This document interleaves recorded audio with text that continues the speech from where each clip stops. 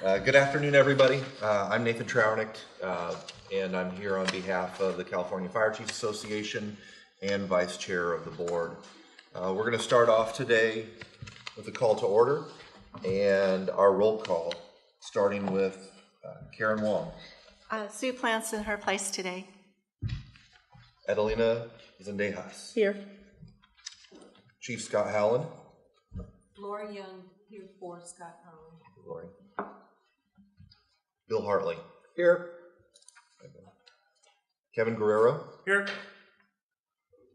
Pat Mallon. Here. Barry Fraser. Here. Chief Mitch McCann. I believe he has Tom Bruce on the phone calling in for him. Sheriff Ed Bonner. Do we have Chris on the phone? Yeah, it looks like we have Chris on the phone for the sheriff. And Cynthia Gomez. We have Heather on the phone. Doesn't appear so. Okay. All right, we'll start off then with approval of the October 2014 meeting minutes. Does anybody have any changes, additions, subtractions, or comments to those minutes? Otherwise, I entertain a motion. Excuse me, Barry Fraser, I just have to abstain because I wasn't at the meeting, so I'm vote. And this is Pat Mallon, I do too, since I was represented, but I was not there. Understood. Is there a I'll make a motion to approve. okay. I second. Motion and second? All in favor? Aye. Any opposed? Okay, the minutes are approved. Moving on now, we have some updates that Sue will give us on recent activities. Thank you. Thank you, Sue. Karen apologizes for not being able to be here today. She's really been under the weather. There's some really nasty flus and colds going around, and so she apologizes. To date, I'd like to give you an update of our activities. We have successfully held 5 town halls since we first began our outreach efforts in July. And our last event in Sacramento, right here in this building, was double the attendance. We were really pleased. We had about 200 participants. We had 25 people walk up that day to register to come in. So we see the momentum building, so the word is getting out, and we appreciate all the outreach we're getting from our board members out to their associations, because obviously we are getting the word out about FirstNet. Our next town hall will be January 28th. We're going to have that in Humboldt, California. And we're really pleased to announce that Sue Swinson, Chair of FirstNet, will be at our meeting, along with Charles Rebstock, who is a tribal advisory person for FirstNet Authority. In September, the FirstNet Authority put out a request for information and a public notice of interpretations. And on behalf of California and from responses of our board members and other interested parties, we sent a response back. FirstNet received 122 RFI responses and 64 public notice of interpretation responses.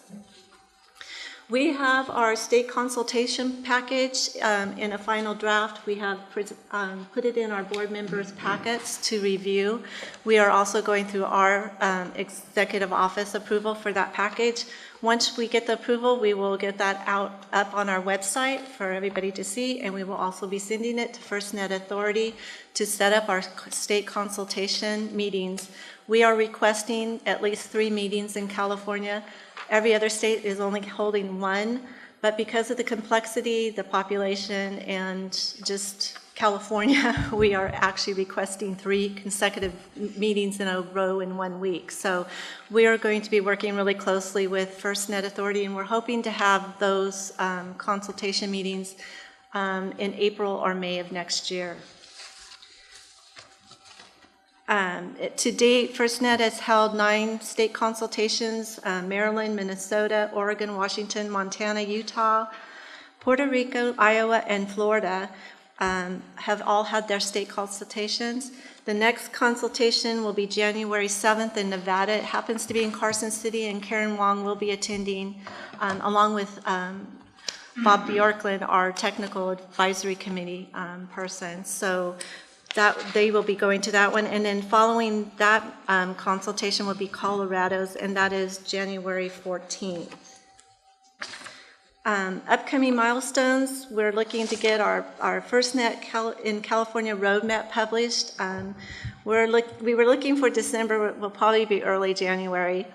We're trying to map out 12 months of 911 calls over last year. There were 26 million calls. We're going to get those on a GIS map to show where the concentration of calls are, where some of the gaps might be, and they will be tracked by the actual location of the call, not the PSAP. We're hoping to hold some more tribal consultation meetings. We're in contact with our tribal advisory committee, and our town halls will kind of be in a new format. They're going to be go from a presentation type of format that we've had this year, and we're going to have more of an interactive format for gathering more information on users, frequency issues, gaps of California. And then, of course, getting the California state consultation meetings held in early spring. And do you want to introduce our presenters today? So we have a pretty full agenda today with quite a few presenters who we appreciate taking the time to spend with us. We're going to get a presentation from Joe Wassel, the Director of the National Security and Emergency Preparedness Communications Executive Committee Joint Program Office. That's an incredible business card. I have a little bit of envy there. Mike Boyden, Program Director, Science Application International Corporation, SAIC. Bob Pulaski, hopefully I said that right.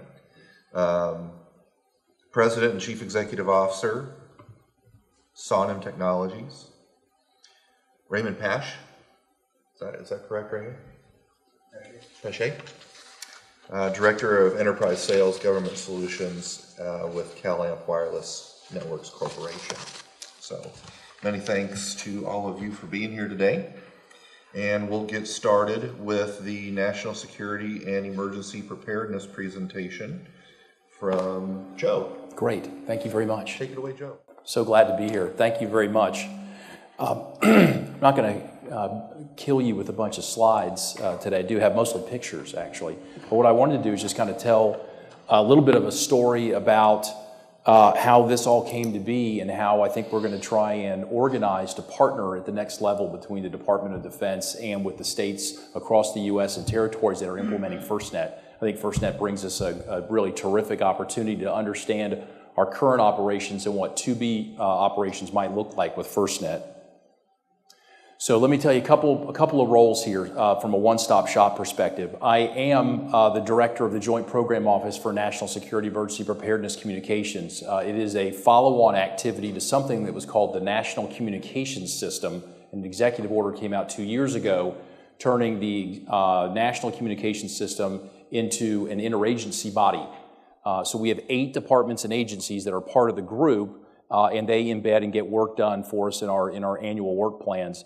So when I'm here in that role, we have Department of State, Department of Commerce, Department of Justice, Department of Defense, FCC, the General Services Administration, GSA, and several others that come together. So it's a one-stop shop for about 8 departments and agencies.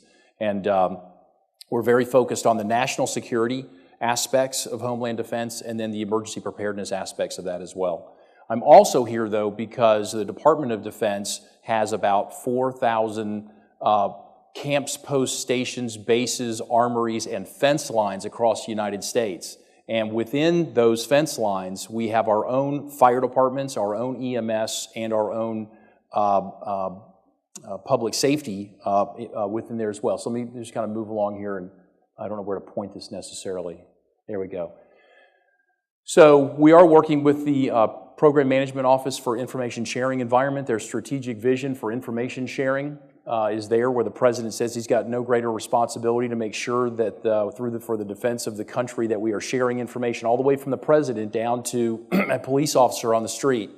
And we know in today's world that communications and information is power, and how are we going to share the information? Because in some days, if the bad guys strike, the only thing we might be able to do is out-decision the bad guy if there's going to be a follow-on attack. So sharing information is key. I wanted to share this other piece, too, from the Department of Defense perspective, that our chairman of the Joint Chiefs of Staff actually, in his talking about the joint information environment, something the department's doing for IT modernization, is that he believes that moving supplies in the wake of a hurricane disaster or troops to the Pacific. Notice we're talking about something here in the U.S. from a hurricane perspective, or if we're going to do battle, metal on metal, the traditional Department of Defense aspects is kind of what you think about. So these are the three areas I just kind of wanted to talk to this morning in this mutual aid, disaster response, and then DoD and FirstNet. So in those camps, post stations, and bases, as I mentioned, with the police, the fire, and the EMS within our fences, I'm going to call out a couple of bases. Some of them may or may not be in California, and each state is unique, but I'll share some insight as the department is organizing to try and understand how we move forward in a smart way. With 3.24 million folks in the largest corporation in the world with nuclear weapons, we have to be kind of deliberate about our processes and our planning and implementation. So FirstNet's a great opportunity to try and understand how we're doing business. Fort Bragg, for example, that has its own police force, it has its own hospital inside, and it has its own fire department, also has a mutual aid agreement with 13 surrounding entities outside its fence. The city, the county, municipalities. I think there's a tribal aspect, and then there are state aspects as well. So that's our military installation, okay, that has those mutual aid agreements. We don't yet understand these mutual aid agreements that are controlled at the local level by the installation commander. So this year we plan to go out and do some pilots and try and understand a Fort Bragg, Camp Pendleton, a Joint Base Pearl Hickam in Hawaii, a Joint Base Andrews in Maryland, and try and understand how we're doing business today so that we can make sure that we certainly don't want to break anything, and we certainly don't want a state to go to FirstNet without the Department of Defense ready to go with you to FirstNet. And Karen Wong actually mentioned that when things get really, really bad, one of the first phone calls is to the National Guard. I'm going to get to them in a minute. We want to be there, right there with you. Like we're partnering every day right now, we want to make sure our communications is partnered as well. So we don't fully understand what's happening across those mutual aid agreements at about 485 base camps, post stations, and bases, and then the installations beyond that. When you get to the next level, the disaster response, and to Karen's comments about the National Guard, I can give you some numbers there. We have about 380,000 Air and Army National Guard across the U.S. So that's a significant user base for FirstNet, and how do we implement that? And as you well know, and I want you to know that I know, they are state employees about 95% of the time. And in fact, a lot of times in that remaining 5%, which is obviously the minority period of time, they get federalized not for a federal government control from a command and control perspective, because we have dual hat commander status for Title 10, Title 32. We federalize them because then that gives them long-term health care capabilities. So we think about the National Guard as being state employees, okay? And so I think about it that way as well. Those are pretty significant numbers. So if you just took into account what's happening inside our fences and those mutual aid agreements outside our fences and the National Guard, you'd have a pretty significant number. But then it gets even a little bit more detailed than that, is that there's FEMA is supported by NORTHCOM, one of our combatant commanders here for Northern Command, and the Army of NORTHCOM is 5th Army, another 380,000 troops. So now we're up above 700,000 potential users in the Department of Defense that we want to try and do some centralization of the investment strategy, but that it participates locally in how we do business. And we are never the lead in the country. We are always dynamic support too. And so we want to do that. Disaster response, I was out here, the other reason I was out here in California is there's a national level exercise called Ardent Sentry. It's going to be a Southern California 7.8 exercise earthquake. Obviously very realistic. I've learned a lot about California in the last couple of years I've been coming out that you guys shake and bake. So we're going to take the shaking part very seriously, and there might be some baking as a result of that, and what are the communications aspects of that? We want to be there. The planning session I was at yesterday was extremely well attended. It was hosted at your National Guard Armory and extremely well attended by the Department of Defense, but also a lot of interagency capabilities out here as well. So I was really thrilled about that. So disaster response, we can plan for it, we can exercise for it. The mutual aid is happening every single day. And then what does it mean for FirstNet? So let me just say right here, and I don't know what the notes will look like or if we're taking notes. I know there's folks on the phones, and I see a camera over there. So let me just be real clear. I'll look at the table and I'll look at the camera. DoD supports FirstNet. We want this to happen. This is a very, very good thing for the department. It's a very, very good thing for our partnerships.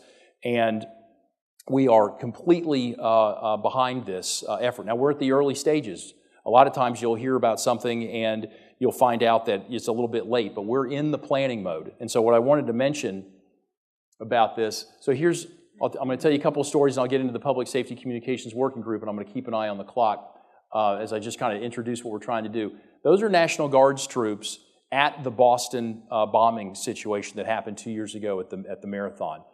If you were to see not just the still picture, but the video, the smoke is still going up from the explosions, and the National Guard is right there jumping in, running towards the trouble, which is, of course, that's the essence of first response. You just don't think about the department in some cases at this level. You think about the department rolling in, and people want to see airplanes and tanks and these sorts of large movements. But those guys were helping victims within seconds of the bombs going off. And you guys know this. These were state employees at the time when it happened, right? So we planned for that. But the communications aspect of this, and I was at your town hall session, I believe it was in Lone Star just a few months ago, and you had Lisa Dixon from the state of Texas, who just was a tremendous orator and supporter of what's happening in Harris County. It was really great to see her briefing. And she had the radio calls from this, and DoD agrees that LMR radio is no longer good enough for mission-critical voice. It's not good enough for situational awareness. And Lisa's briefing, if I can ever get my hands on some of those sound bites that she had, I'll continue to make that point across the country as I go kind of state by state here a little bit. The other piece is just the huge, gigantic, the wildfires. I'll tell you that we were out in Denver, Colorado about 2 weeks prior to the Yarnell Canyon fire where we lost 19 firefighters. That could have very easily been a sister state in helping put out that fire. It could have been guardsmen. It could have been firefighters from anywhere in the Department of Agriculture. The bottom line is we had U.S. citizens in harm's way, and situational awareness wasn't sufficient enough to try and keep them safe. I'd like to know really as we kind of walk through our pilots in the department, we want to look at things like the Navy Yard shooting that you may have seen on national television, the Fort Hood situation that you see, Sandy, the Superstorm Sandy. What do these things look like, and get the lessons learned, and what might they have looked like had FirstNet been around, right? And how can we help inform FirstNet requirements for what we need to be able to do these, take care of these. In some cases, an active shooter situation that can be over in seconds, a fire that can take weeks to put out, or any number of other kinds of disasters, whether it be within seconds from an active shooter all the way to weeks from the hurricane relief and whatnot. But the point is the department is here. We're doing this at our bases. We're doing it in the National Guard. We're doing it in Fifth Army. So every echelon of support and partnership, we're part of that. And the important thing for me today is to say we're organizing. I'm using a lot of the work that's happening in California, in Illinois, in Nebraska, in Hawaii. As you're doing your FirstNet preparation, you're informing the department's efforts as well. And so that information sharing is happening. And of course, I think that's why I'm here today, to make sure that we're available to you, to make sure that as you go, we go with you from our installations perspective, from our defense support to civil authorities perspective as well. So, you break it up. I say this just from a mere size. The task that TJ and his tremendous staff and the team that he is building there at FirstNet just have a monumental task. It'll be an unprecedented capability across the department. And TJ and my bosses, Terry Halverson, the CIO for the Department of Defense. By the way, I got selected for the job to do this by Terry Takai, who is your Chief Information Officer, so there's a nice lineage there. It's nice to be out here knowing that as well. But what is there, 3,200 counties in the country, and they've got to cover all that in the 50 states and all the territories. We have military installations in all of those. So our challenges, as big as they are, we need to try and share information to the greatest extent we can and make sure that, that we don't repeat the same mistakes and partner as we go through. So, organizing for success. So what does the Department of Defense look like? We have the Army, the Air Force, the Navy, the Marine Corps. Those are our 4 services. We have the National Guard, we have the Joint Staff, we have the Office of the Secretary of Defense, and all entities across that, and NORTHCOM, our Defense Support to Civil Authorities, Defense of the Homeland, COCOM. We have a working group with folks from our operations centers, from that are looking on how we actually do business, but we're also, we call it the J4 or the G4 or the A4, depending on what service you're in, or the N4, and that's the installations. And then we have the 6, and the 6 are the CIO folks. Those are the comms folks. So we have a public safety communications working group that was stood up in February, chartered in March, and we've been meeting monthly ever since to try and understand and get our arms around some of the policy. And the 2 main items that we came out with is we need to understand how we're doing business within the states at our installations, and we need some pilots to go out and find out what we're doing. And the second thing is, of course, the department probably needs some more policy on this. We may not have a policy sufficient to handle such a significant change and a significant opportunity that FirstNet brings. So we have 2 sub-working groups. So ultimately, all the technology in the world really isn't a substitute for leadership, partnership, and cooperation as we try and move forward. And we'd love to have you come brief our public safety communications working group. If Karen and the gang find yourselves in DC and it matches up on the dates, we'd love to have some of the states come talk to us as well and let us know the challenges you're going through. And sure enough, the folks sitting around the table will have some connection to this state because of our camps, post stations, and bases that we identify here in your state. So I'm not going to go through the goals and objectives. I want to stay on schedule or even maybe get off stage a little early, but I'd love to take questions.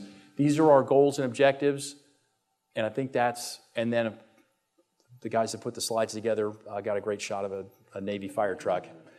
So I will tell you just a small anecdote here is that, so this is, and I feel this when I come out and I get to sit in your boardrooms and I get to hear your law enforcement, EMS, and fire folks from around the state talk with such a passion.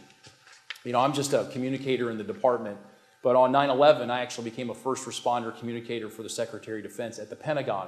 And I knew intuitively, as the Secretary decided he wanted to go be a first responder and help some of the victims over at the impact zone, that I needed to keep him connected and informed.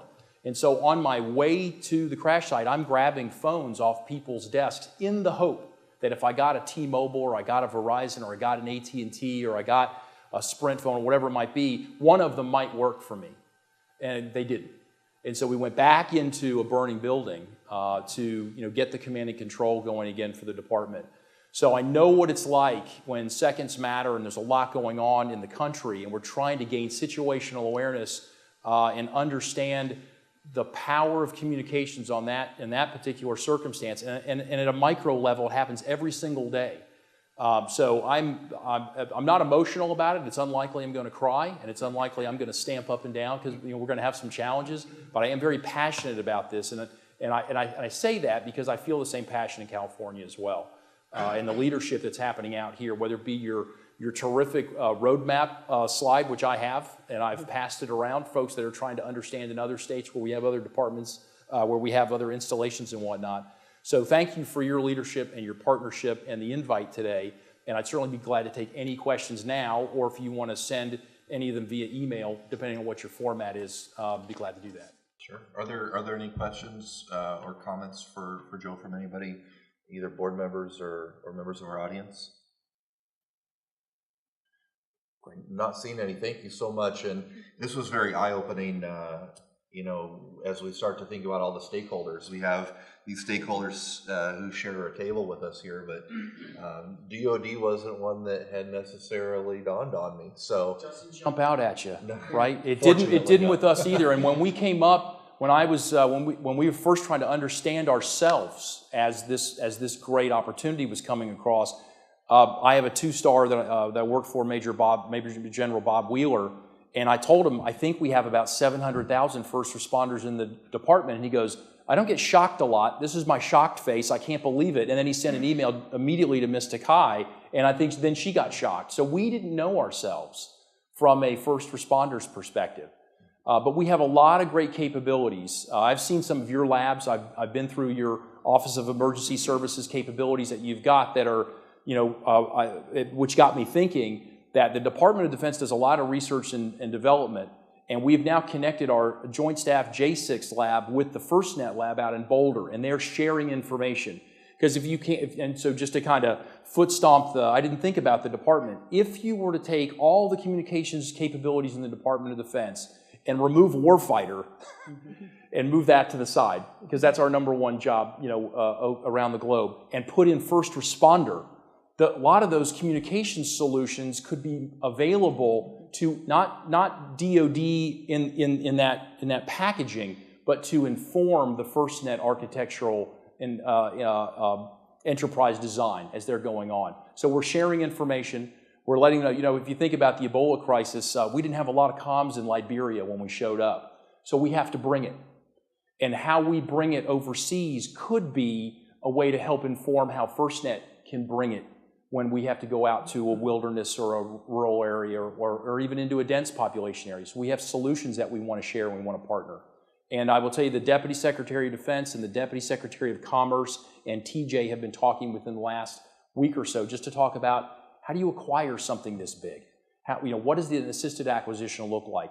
And so we're here for that, whether it be identity management, security, credentialing, those sorts of things, access controls, all those sorts of things that we want to make available as well. So excellent. Thank you so much, and it sounds like some great opportunities. We appreciate having you as a partner. Thank you very much. Thank you. I feel the same way. All right. Next up on our agenda, another presentation. This one, FirstNet in California, a status update from Mike Boyden. This is is this a WebEx, Paul? Imagine that, technology as part of a CalFRN meeting.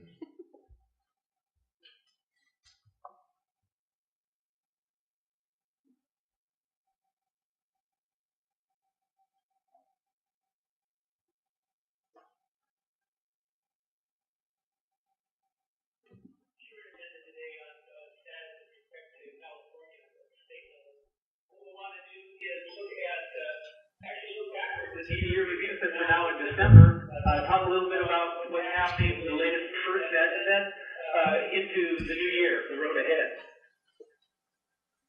First, let's take that look backwards.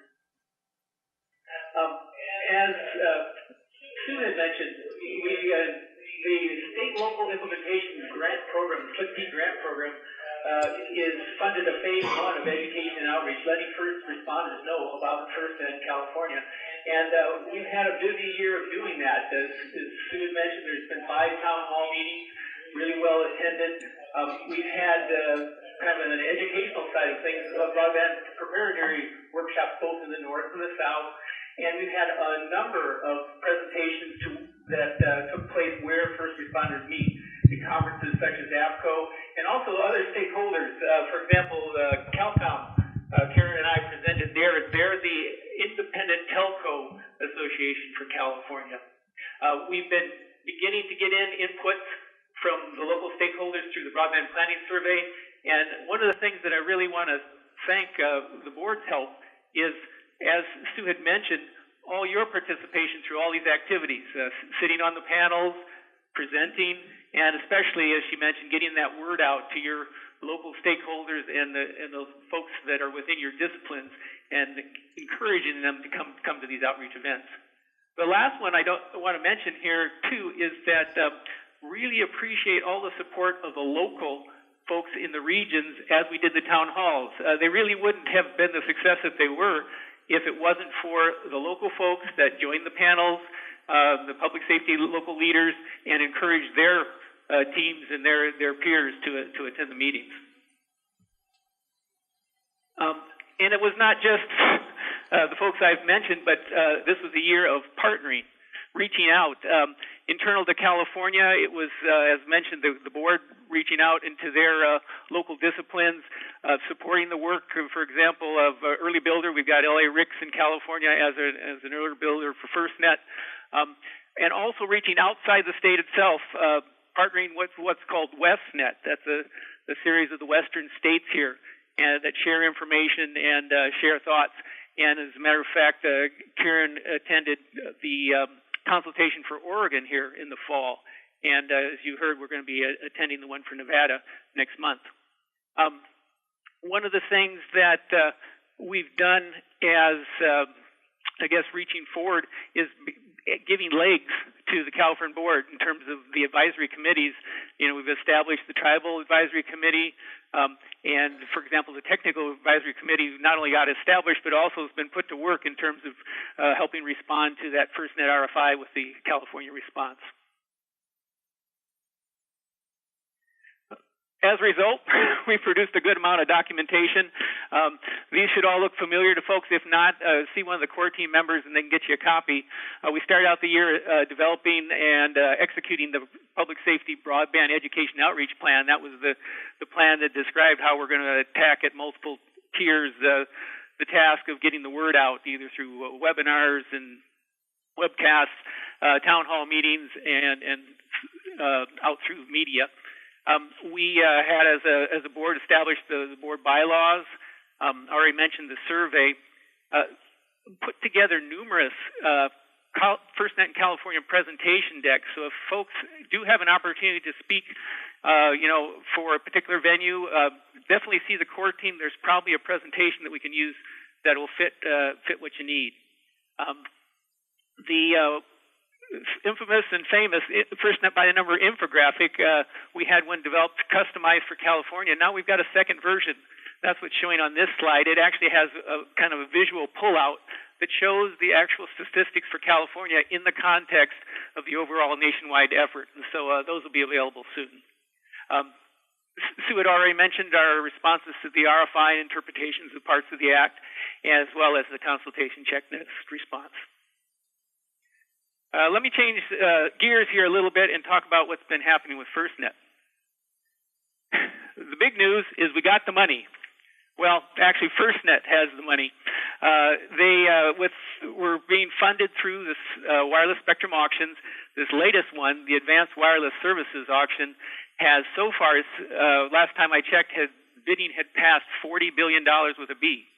So that assures that FirstNet, who's first in line, gets their $7 billion. And in fact, those next in line, like some of the research efforts at NIST for wireless broadband, next generation 911, those allocations specified from the Act also will get their money. So that's all good news. What they're going to do with their money is for next year, the fiscal year 2015 budget for FirstNet is actually less than they originally planned in September. They were originally thinking $120 million. Now they're talking about 86, but it's split in half. Half of it is going to be executing the comprehensive network RFP, finding that person, that entity to build the network, and then conducting the outreach activities that we've been talking about, as well as the consultations. One of the things that they had provided as part of their ongoing evolution is providing a more simplified version of how that all fits together. Across the top here is that first half of the budget. The RFI process is going to end up through an RFP to a selected vendor. There's the information that informs this, stuff coming from either the Public Safety Advisory Committee at the federal level, FCC, other entities like that, and then those others beneath that, like the state and local information. And then the center band here continues to be the interactions with the states. I mentioned the prep workshops that we've conducted, and then what's going next is in that parallel process of not only the continued outreach, but that kind of circle of arrows that you see in there is the iterative design aspects to consultation. And those will result in a draft plan that will move to final so that the governor can weigh in with an opt-in and opt-out, and off we go into deployment.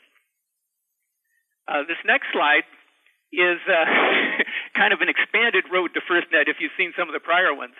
This was presented by T.J. Kennedy, the acting executive director for FirstNet, at the board meeting last week. And he claims that the reason it's got kind of a circuitous route there is not because it's going to be, but rather they just wanted to get a lot of stuff to fit on the slide. But what I'd like to do is just highlight a few of the milestones along the way. If you talk at the top left there, the beginning of the formal consultations, as you heard, this summer they started, got about 9 done. Go down a couple more signposts. In October, they released the comprehensive network RFI and the statement of objectives. As Sue had mentioned, there were 122 RFI responses, and 39 of those were from states or other non-industry participants. And so that sort of surprised FirstNet, but they said they were pleased about it, but it resulted in them having over 3,000 pages of RFI responses to review. They've been doing that. In parallel, this late fall, winter, what we've got going is they're working on their environmental impact activities. So there's scoping meetings. We had one in California on the 4th of December, and there's these series of meetings that are going to be continue to pass through as they work through the environmental impact process. What will happen if you go down 2 more signposts to the release draft RF request for comprehensive network proposals is the draft RFP, the one that they'll take after getting the comments from the RFI and get that out for comment. That'll be hitting the streets about the end of March. It'll go out, they'll receive the comments, and then hopefully, as you get to the end of this next government fiscal year, which would be about the September timeframe, they'll be issuing that final RFP to industry. Okay, looking ahead a little more short term, what's going to happen next after the end of this year, we start the new year. Sue would provide most of the information on this. We've got the town hall meetings that will continue in a new format. We'll be continuing those meetings with the different associations and at conferences. For example, we'll be meeting and presenting at Calnina's conference coming up, the Western APCO up in Sacramento. So those will be in February and March and April. And then in that April-May time frame, as she had mentioned, will be the first set of consultations that we'll hopefully have with FirstNet. With that, that's what I've got to report here. It's been a really productive year. I really do appreciate the support of the board, and it's going to be even more interesting in the next year. Thank you very much, Mike. It really is impressive to look back at all that's been accomplished in just a year's time. Even with a significant task still ahead of us, really great work done, both here in the state of California and nationally to support the effort. Any board members or anybody in the audience have any questions or comments for Mike? All right. You do? Go ahead. Yeah, I just have a request, Mike. This is Barry Frazier. For my PSAC update next item, could you go back to slide the FirstNet updated plan on, I think it's slide 10. I'd like to reference that in my update coming right up. So while we work on this, we'll go ahead and have Barry I can get started. Thank you. I'm Barry Frazier, and in addition to being a CalFRN member, I'm also a member of the FirstNet Public Safety Advisory Committee, and I'm going to give you a quick report on the committee's activities. I kind of have to start on a sad note, though, because for any of you that were here at our last meeting, the PSAC update was delivered by Chief Bill McCammon, and unfortunately, Mr. McCammon passed away very soon after that meeting. It was a real tragedy. He was a member of the PSAC's Executive Council or Executive Committee. He represented the fire service, and he was very instrumental in getting the legislation passed in Congress to establish FirstNet and get all of this started. And his loss is still a shock to me. But I did want to let everyone know that. And unfortunately, he will be replaced on the Executive Council by, I guess, the fire chiefs and the Metro fire chiefs will pick another person from the fire service to replace Chief McCammon on the Executive Committee. So that was unfortunate, and I did want to let you all know about Chief McCammon. But moving on, the PSAC did have a meeting on December 2nd. We all met in Norman, Oklahoma. There were about 30 PSAC members there, and we were briefed extensively by several FirstNet board members and staff. Chief Jeff Johnson was there, Sue Swenson was there by phone, and Kevin McGinnis was also there. Also TJ Kennedy, Amanda Hilliard, and several other FirstNet staff, engineers from the Public Safety Communications Research entity in Colorado, and other technical consultants. We had a really good meeting, a day-long meeting. It was really packed with information. Some of it was a lot of the same information that Mike Borden gave to us as in his FirstNet update. But I want to focus on some of the interesting tasks that the PSAC will be tasked with over the next year. Chief Johnson basically announced that the PSAC is going to be undergoing what he called a shift in dynamic over the next year. In the past, the PSAC has developed, because FirstNet had no staff, the PSAC had been developing some of its own materials. We developed a very good use case document, a document on possible users of the FirstNet system, and some other some human factors analysis. But now that FirstNet has a staff, we were told that the PSAC will now move to vetting materials developed by others, by FirstNet staff and PSCR and those folks, and making recommendations on those materials back to FirstNet.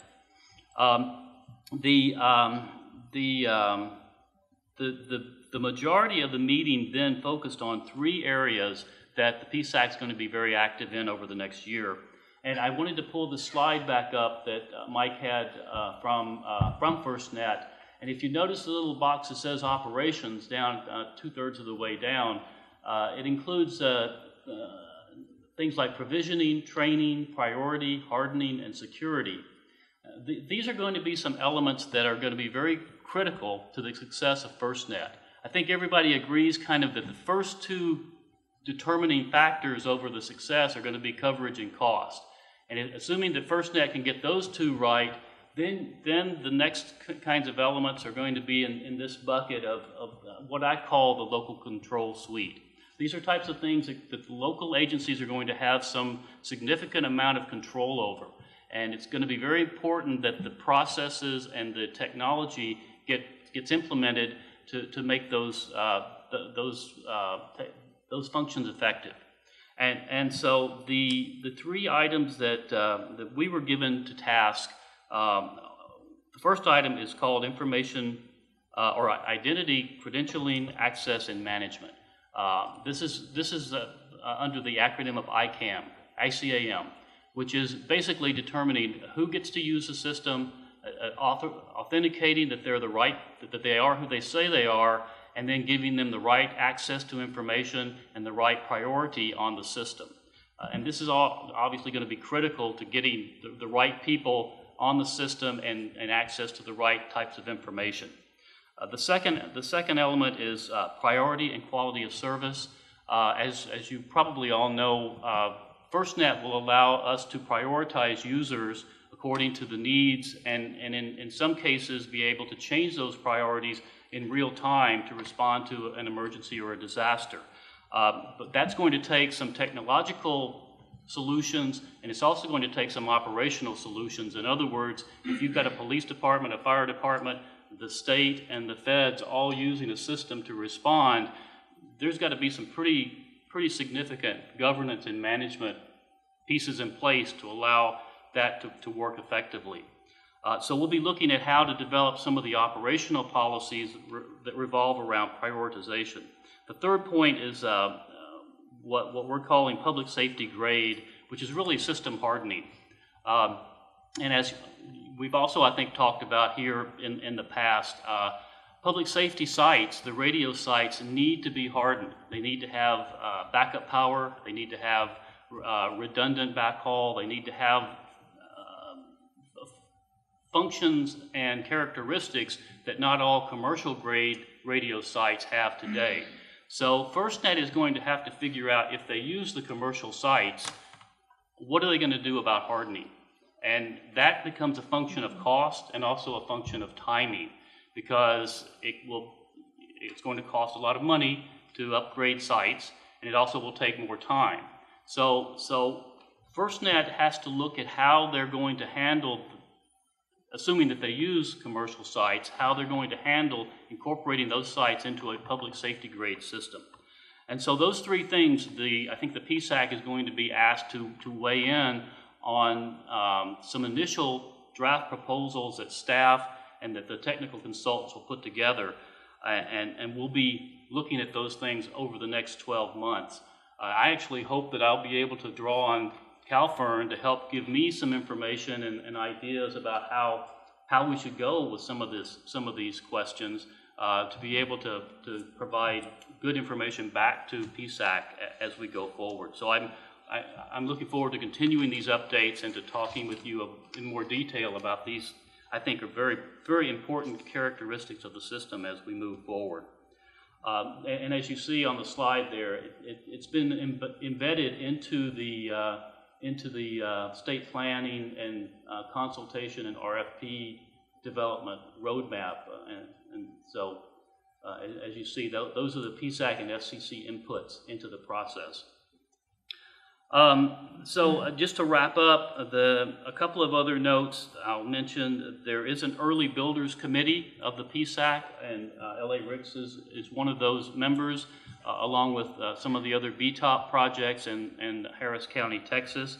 I believe they're either about to have or just had the first conference call of this group. I feel like that the early builders will have a lot of great information that will help the PSAC better make some of these decisions as well. So that group will be kind of plugged into the PSAC going forward.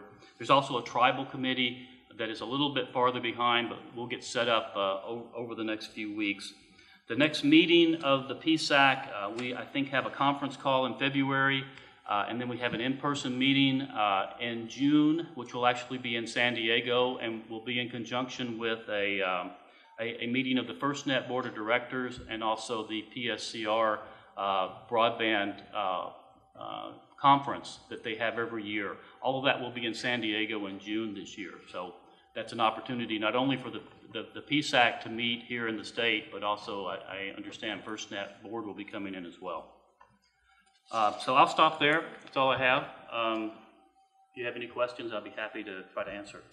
That's a great update, Barry, on the activities of the PSAC, and obviously we look forward to supporting you and the efforts of the PSAC in any way we can to keep good coordination going between the two groups. Great. Are there any questions or comments from Barry for anybody up here at the table or in the audience land? Okay. Thanks. Thank you. Next up, LA RICS RFI devices update. Pat. Hey, good afternoon. Just to follow on what Barry said, the Early Builders Working Group had our first conference call yesterday, so we're en route. Back in, as I previously reported to this board, back in a couple, 3 months ago, LA RICS issued a request for information from potential vendors on some devices. We are moving forward. We are actually in construction on the sites. We are really have an extremely aggressive schedule moving forward, and our intent is to have our sites built and the system up and running by August 15th of 2015. We started out with 232 sites on our list. We are losing some of those sites because of some concerns by communities about putting monopoles in some of the neighborhoods, even as much as we offered to disguise them. But politics as it is, it looks like we'll probably have in the range of 200 sites when we're fully built out. Within our procurement, we did include requests for information from proposers on devices, such as the routers that would go in the vehicles, dongles that would go into computers, and the prevailing proposer was Motorola, and they did include some devices. However, in recognition that we have 34,000 first responders throughout Los Angeles County, working in 81 different public safety agencies, and that doesn't include, our friends from the Department of Defense that have certainly expressed an interest, the potential for state resources, highway patrol, et cetera, that would be willing or interested in participating. And we recognize that the devices that were contained within our contract do not meet all needs. So our desire was to move forward and get some information on devices that we could that would meet the requirements of our system, and that could be made available through a purchase agreement under the LA RICS umbrella for members or subscribers to the system. So that was the intent of the RFI. It was, we issued the RFI, I believe it was in the October time frame, might even have been sooner than that. We did receive a number of responses from 10 different proposers. And our intent is to issue a solicitation for the purchase of those devices, probably in January, with hopes of having delivery by the end of spring, so that we can get them installed if they go into fire apparatus or police cars, and we'll have them up and ready to run on the system. So clearly, the devices have to be compatible with Band Class 14. There's not a lot of those out there today. It is kind of a unique opportunity. We distributed the RFI to over 40 different agencies, and we asked questions as to, we clearly wanted to understand a little bit about the companies that were being proposed, so we asked for information on the scope and size of the companies, as well as what their funding ability for the test. We want to have interoperability testing to make sure that the devices will function on our system. Interesting, come back to that was a lot of the companies wanted to know if they do interoperability testing for us, will that be acceptable to FirstNet? And the answer is we still don't have an answer from FirstNet, so we'll do the best we can. And then as far as the devices, we clearly wanted some details on the types of devices and how they will meet some minimum mandatory requirements. We did list some of the requirements that we received some input from some of the 81 agencies, and we recognize that the requirements of agencies aren't always the same. As an example, we're looking for a fallback. If with 200 sites that we're building out, over 4,000 square miles, we recognize that there are going to be some areas where the coverage isn't as robust as we would like it to be. We want a roaming ability so that they can, particularly if they go inside, they can take that device inside of a building and be able to roam onto a Verizon or an AT&T or one of the other commercial carriers. So, the devices should operate in band 14 and band 13 or band 17 or whatever other band these devices are. So our goal then is to be able to take the responses from that RFI and put out a request for quote. We did distribute the RFIs to some of the larger companies like Apple, Samsung, BlackBerry. They decided not to participate. It was mostly the small companies, although I don't think that Boeing or GD are really small. But we did get responses from Boeing, CalAmp, Electrobit, General Electric, General Dynamics, Harris, Motorola, Panasonic, Sierra Wireless, and Sonom. And those 10 companies proposed a total of 13 different devices, and there's kind of a breakdown of what we have here in the chart on the right. We did ask for that they stipulate delivery times, and as I said, our goal is to have the acquisition completed probably in the February timeframe with the delivery of the equipment not later than June, so we can get them installed. Again, they talked about the interoperability testing. We ran into some limitations as to what we can share with entities that are interested in participating in it through vendor confidentiality requirements. Boeing has said yes that they would allow it, but only with a non-disclosure agreement. Same thing with General Electric. Motorola and Panasonic were, had some redacted requirements and distribution limitations. This slide here shows a kind of a summary of what we encountered in the form of routers. Again, the big issue here is that some limitations in adapting the devices to meet the specific needs of the user agency, such as the Motorola router. They don't have the ability to change. We wouldn't have the ability to change modems in the field. So if it was a band 14 and band 13 and we needed band 17, we'd have to send it back to Motorola to be changed. Same thing with the Harris device. All of them did allow the user or universal, universal integrated circuit cards could be changed in the field. So we have some good promise of some devices here, with a different variety of carriers in addition to the band 14. Smartphones, we did have three proposals there. These are all, again, data devices. We are watching very closely the development of VoIP, voice over LTE, because we do feel that to have a business sustainable system, we need to expand our user base.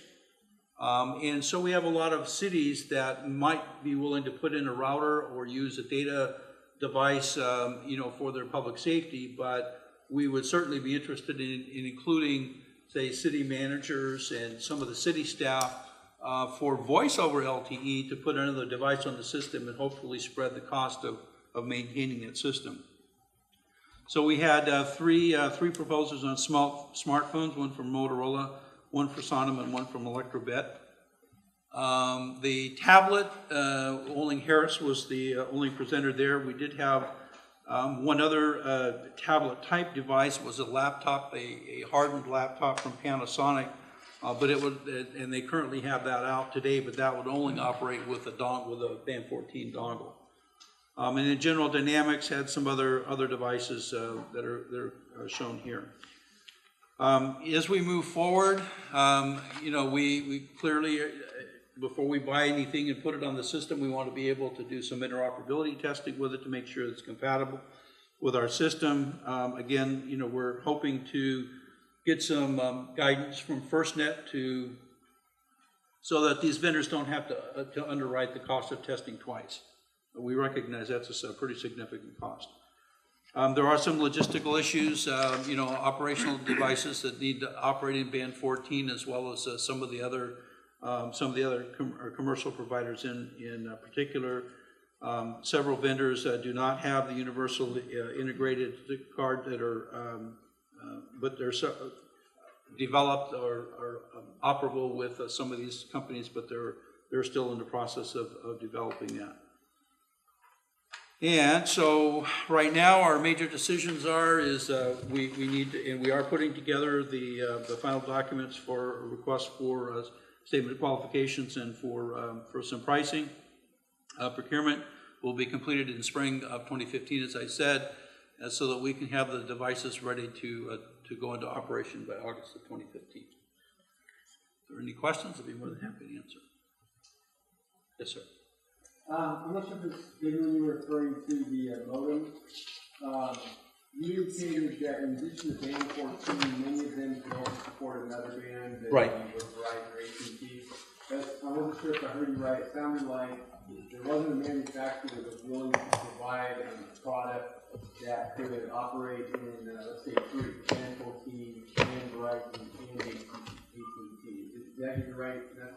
That's my understanding as I stand today. I know that CalAmp is on the agenda today. Maybe they can talk about where their products are today. But my understanding is that we're really only looking at two.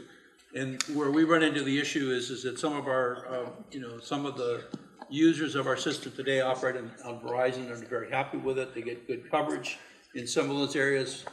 We actually have one agency, a rather large agency, that has operates in three. They've got Verizon because they get good coverage in one area. They have AT&T in another area because Verizon, for whatever reason, is a little bit less than up to their standards, and they also use Sprint in another area. So we recognize that it would be great if we could change out those additional providers in the field, so that as they move their resources around, you know, they can send maybe a car into a radio shop that can unplug you know, one modem and plug it in another one that would operate in that. But it's going to be a challenge for us, and we're relatively small compared to what FirstNet's going to be facing. Thank you. That's a good question. Any other questions? All right, thank you very much for the update, Pat. Appreciate it. One more presentation before we take a quick break. And Bob? Yes. It's all you. Thank you. So my name is Bob Plaschke. I'm the CEO of Some Technologies. Thanks so much for having me here. Barry, thanks so much for being so supportive in our journey over the last couple of years, and Hector in terms of making this happen. I just want to give you a half-hour overview of who we are and what we've done in the past, and then spend the majority of time on what we're doing now, which is a complete focus on FirstNet products and capabilities. So the good news is that these devices here are Android smartphones, which are band class 14 and AT&T band class supported, and they're live and operational today. And then we'll have Verizon products available in July. So I'm going to go back, since we responded to the RFI, I'm going to go back and kind of tell my team, you know, should check more boxes on the information guide.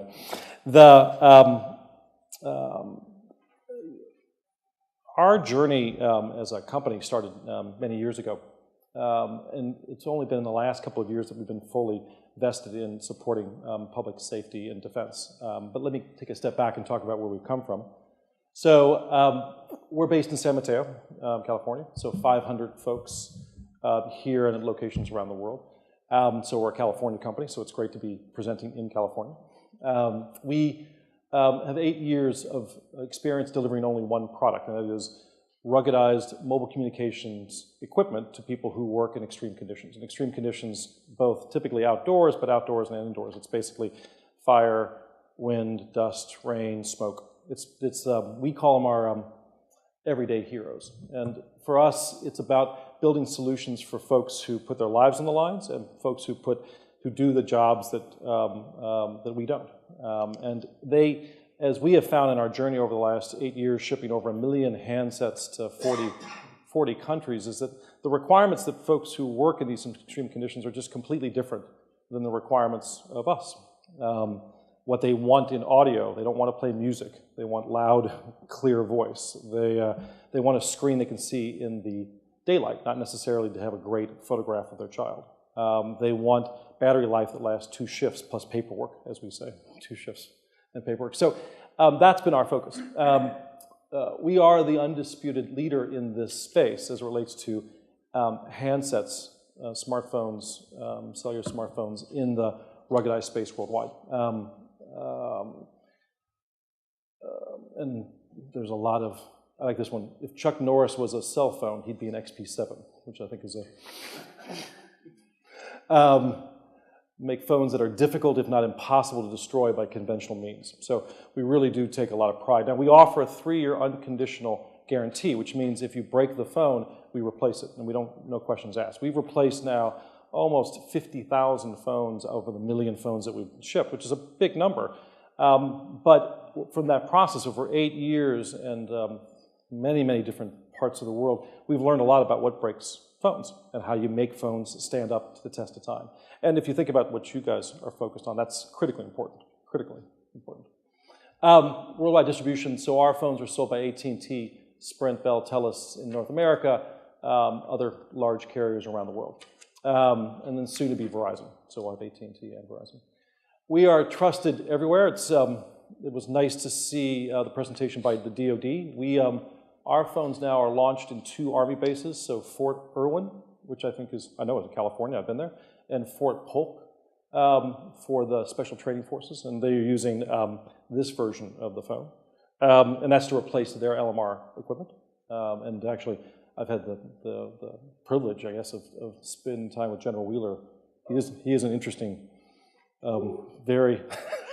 he's very efficient in delivering information. So anyway, so the U.S. Army is one of our customers, which we're excited about, but other Fortune 1000, Shell Oil, Exxon, Waste Management, Republic, Brinks, UPS, 2 of the top 5 airlines in the world, 2 of the top 5 hotel chains, 2 of the top 10 public utilities in the United States, so Con Edison and PG&E. We really try to do our craft. Now, our new journey started, I was almost 3 or 4 years ago. I had the privilege, I said, of meeting Chief Chris Moore, and he walked me through what FirstNet was, and I had never had really heard of anything about the concept. And he was compelling in terms of what this agency would be, what this concept would be, and what it would bring for firefighters and for police officers and emergency response providers. And it was absolutely compelling to us. And what he asked us to do is he said, we need somebody to build a band class 14 phone that also works on AT&T or works on Verizon. We need to build that phone for less than $600. And if you'll do that, good things will happen. We decided that's exactly what we would do. If indeed our mission is to focus on people who work in extreme conditions, what more better folks to be able to serve? Now, we're just starting on the journey. This is not an easy customer group. We've been down to LA Ricks, and a lot of things that we have to do, but we've made, I think, a good start. And we've asked folks who've been associated with FirstNet to come join us. We now have on our advisory board retired Chief Chuck Dowd from New York PD and Dick Morgan from APCO, and these are folks, Ray Flynn from the LA Sheriff, Las Vegas Sheriff Association. So, and these are folks who are trying to give us inputs to figure out how we tailor what we do so that when FirstNet goes live, we can be one of the many people that can be a part of the effort. For us, these dimensions start to emerge. The phones have to be LTE based, obviously band class 14, Android.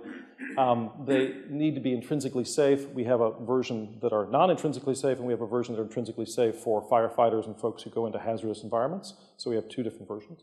And they need to support a wide range of capabilities for public safety. So they have to be interoperable with P25 systems using a voice over IP emulator. We are now deployed that capability. Things like fingerprint readers, driver's license, card readers for ticket issuance. Situational awareness, communication, we work very closely with Mutual Link as an example of what we'll see as a demonstration later. In terms of applications that you can get from this.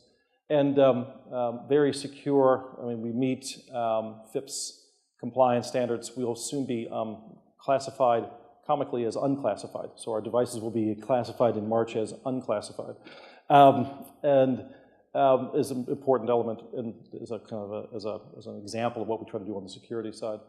And most important, live video. We partner now with TASER and the other entities so you can transmit live video from the TASER device to our phone for instant communication if indeed someone wants to see a live stream of the video, which is not possible today as an example.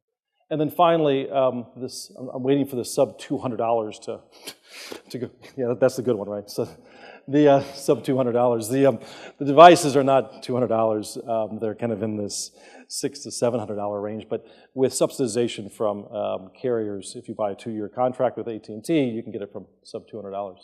So this is the device, the XP7. It's here. It's outside. There's I think a demo that we're going to do with CalAmps and Oceus and Mutual Link that runs on a band class 14 network that sits outside, and it's running live. So communication, and I know we're communicating with a number of different entities across the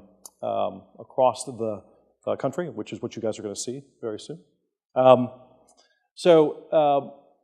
Applications, we have a number of folks. Apologize for let me get that up. So for us, this and what our advisory group has said is that this is not about the device, it's not about the frequency, It's about the ecosystem, it's about the solution. And you have to have all the elements of the solutions in place, otherwise, great that you get a band class 14 device, but so what? So for us, it's critical that the device management, so that the device can be managed, and you talked about this notion of training and procurement, the ability to actually to provision the phones, right? And how to do that provisioning through device management technologies like the folks here. We support a number of push-to-talk capabilities, not intended to replace P25 communication, but to augment it, and this would be for ancillary folks who want to communicate around. These are different voice over IP capabilities. So, EtherStack, Harris's, Beyond capabilities that both communicate to the P25 devices, but also communicate between devices. And most importantly, and we call it situational awareness, but think of the range of applications. Mutual Link is, as you'll know, is a communication collaboration capability to connect agencies. Blue Force is a situational awareness capability. We now have 55 application vendors that are part of our developer community, all focused on public safety. Now they do varying things, but all intended to try to bring solutions to the folks. Accessories, we build a lot of accessories ourselves, and we partner with a number of folks. We have intrinsically safe lines of capabilities, so noise cancellation, all types of over-the-shoulder mics, both Bluetooth and wired, and things like fingerprint readers, as I mentioned before. And many of these we partner with, so we don't actually build all of them ourselves, but we partner to make them available in this context. Now, for us, security, we mentioned FIPS 142 Suite B, and then encryption and agency interoperability. The trials that we'll be doing in the next months will be CGIS and APHIS connected, so we're putting fingerprint readers on the back of the phone, and you do I always get this wrong, three-finger scan. And the three fingers give you this AGIS connect you to the CGIS APHIS capability, so you can do immediate once and warrants. But you have to do this in a completely encrypted context, and the phones have to be certified. What we're most excited about is the pilots that we'll be running now for the next 6 months. And we started with Barry, and this is how we kind of started our journey, and we said, Barry, we've got lots of phones, lots of partners, what do we do? And he said, you don't talk to me, go out and actually prove it. And so we have now signed up agencies. Ken's back, I don't want to destroy this. This is the classic demo screw up.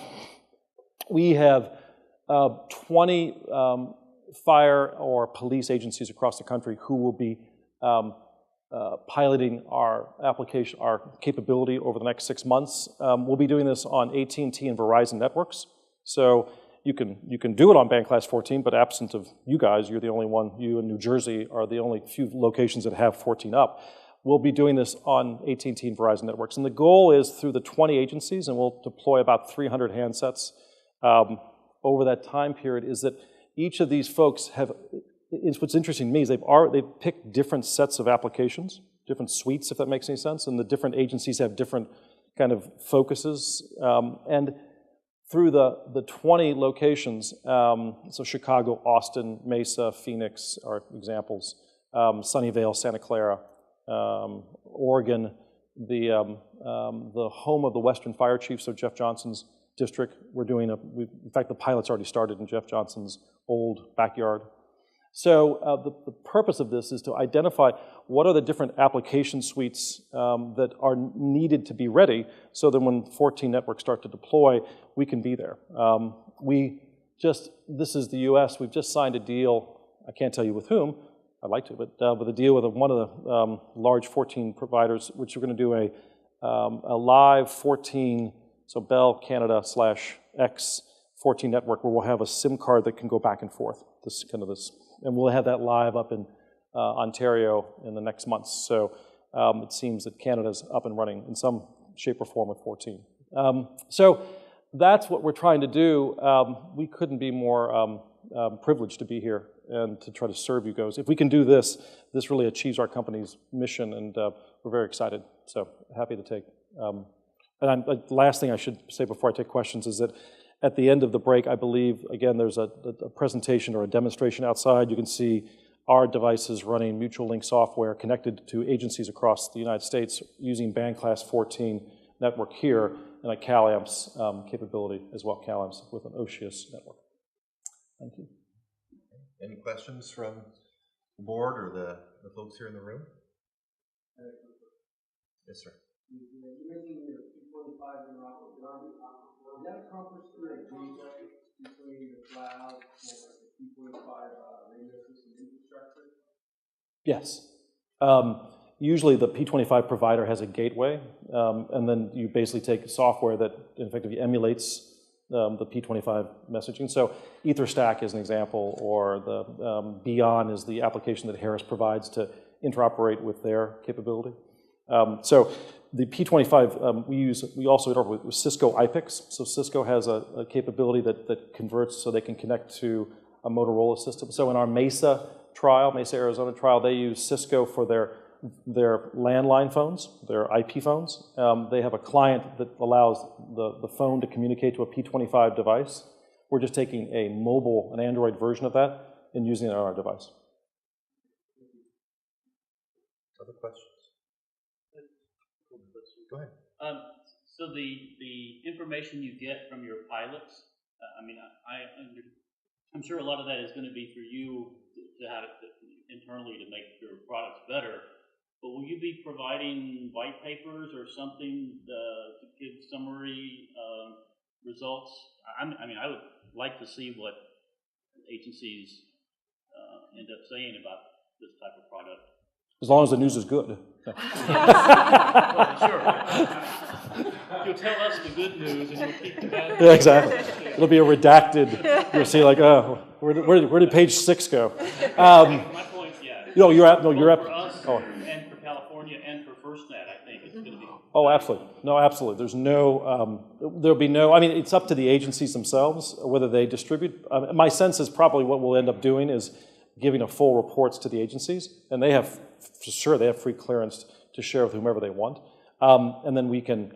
And what we're doing now, which is I think really interesting, we're now by the direction of by our advisory board members, they said, look, you got to get all these guys on the line together. So now we are starting to have monthly meetings between the different agencies, and they talk about the applications that they are using, and they basically think of it as kind of like a Shark Tank effect. They kind of try to describe to each other why their suite of applications make sense, and for them it's kind of a good learning process. It's about how do you bring broadband connectivity in. So the answer is absolutely. We'll be more than happy to share any information that we have, any results that we have, and certainly the agencies, I assume, will as well. Thank you. Other questions? My one quick question is, just from a variety of presenters today, we've heard a lot about the Android operating platform. Yet a lot of local government, state government, county government has invested heavily in Apple and their operating systems. Are you aware of any efforts to create devices on those platforms, other than just Android? No, this is not in Apple's. We've attempted to reach out. I mean, it's not in Apple's strategic intent to support these types of capabilities. I mean, they have great cases you can put around the devices, but that doesn't solve. But that and then it solves some of the. You're saying there's a case for that. There's a case for that. There's a case for that. But if you think about it, this is it's clunky, it's big, it's heavy, right?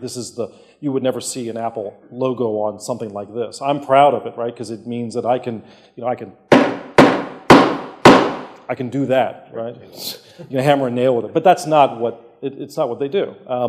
20 hours of battery life means that you got an extra 5 millimeters, and this is not easy to get in someone's pocket, and that's why. But firefighters and policemen don't wear their devices in their pockets. So the answer is, Apple, unfortunately, is not interested, at least from our perspective, has not been shown any interest in engaging. And so for us, the only other option, the best option, is to go to an Android capability. Perfect. Thank you very much. Appreciate it. Thanks so much. So with that, let's go ahead and take a break and reconvene at 3:10. All right? Thank you. Thanks, everybody. Well, good afternoon, everybody. I really appreciate the opportunity to be here. Certainly been quite a long haul from the days of narrowband to wideband, and the wideband shifting from wideband to broadband. That's roughly 10 years ago. Public safety has the spectrum they need, and we're getting ready to rock and roll. So we all have been at this for quite a while. And so my name is Ray Pache, part of CalAmp Corporation, California-based company. Glad to say, being in sunny California. Public company, we have a lot of mass. We've been in the public safety mobile data business for well over 30 years, deploying private data systems for a long time, supporting all the applications that are still used today in mission critical aspects, from CAD, RMS, field reporting, wants, warrants, license plate checks, remote database access. We're in that business in a big way. So CalAmp today, we're a leader in the machine-to-machine device business. We manufacture a significant number of devices used for applications from GPS tracking all the way up through ruggedized routers like the ones you see here today, which are band class 14 and then some equipped. And so we have multiple millions of devices in our cloud environment, and we also have devices used for very specialized applications. And as we move up the value chain, you'll see that we're migrating into the cloud interface and integration into major enterprises, from the device through provisioning, device management, up into integration into really unique applications to support our customers worldwide. Next slide. So, we've got a best of breed in terms of technology. We've got a broad base of cellular as well as private radio technology, supporting a number of machine-to-machine applications, and a variety of different applications, from fleet management to workforce management to driver behavior to vehicle utilization, remote monitoring, everything that's germane to FirstNet applications as well. Next slide.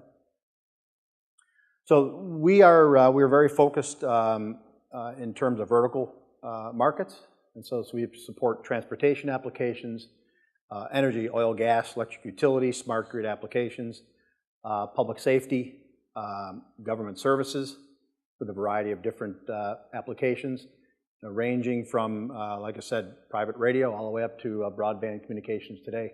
And then automotive in terms of vehicle financing applications where you're monitoring activity in the subprime lending space. And then those applications, those vertical markets, are all supported by our device business. And so part of our company just manufactures devices and ships devices to a variety of different applications. And the rest of the business is focused on developing very specific applications in the space. Next slide. So this sort of gives you an idea of the types of devices, from small track and trace devices that can be adopted and adapted to a variety of applications, all the way up through ruggedized routers, in-vehicle routers for band class 14 type applications. Next slide. And cutting across a gamut from asset tracking and fleet management of all different machine types, from vehicles to assets. And each of those applications are unique. The devices may be common in terms of the communication needs, but the business use and the use cases and how customers want data reported and the information they want to get from the asset or the vehicle or a fixed location, a machine interface, is really where we're at. And then at the bottom, that could be a 2G device, it could be a 3G device, it could be a 4G device across the spectrum. So today I'm going to talk about Fusion. That sort of gives you an overview of CalAmp. Go ahead. So this device here, I'm proud to say, is actually operating on a band class 14 FirstNet infrastructure on the outside of the door there. And it basically is Wi-Fi connected through the MutualLink multimedia interoperability platform. And simulating basically a laptop connection with a Wi-Fi connection between in a vehicle area network, all supported through a band class 14 network. So this device is FirstNet ready. It's one of very few devices that actually is band class 14 FCC certified to operate on a band class 14 FirstNet network. We've been active in this space for now 2 years. We've had our equipment at the PSCR for a couple of years, operating on a variety of different infrastructure, and also on Verizon and AT&T as a secondary carrier. We've worked with all the major primes and infrastructure providers in various tests and trials, and so we've been out there for quite a while, and the device is very well respected. The device is field upgradable, so it meets the needs of deploying a device today on a carrier network if necessary, and you know, if there's no band 14 capability there, then it's field upgradable when the infrastructure gets deployed. We are deployed in Adams County, a few hundred devices that are just being installed now, now that their SIM cards have come in, pending in New Jersey, and we're doing some test cases in Harris County, and been very active in the ecosystem of devices. So conceptually, here we are. We have historically in the public safety environment, the device is really a hub in the vehicle. It's a gateway to multiple networks, and it's a gateway to support multiple applications and really quality of service as it relates to multimedia communications.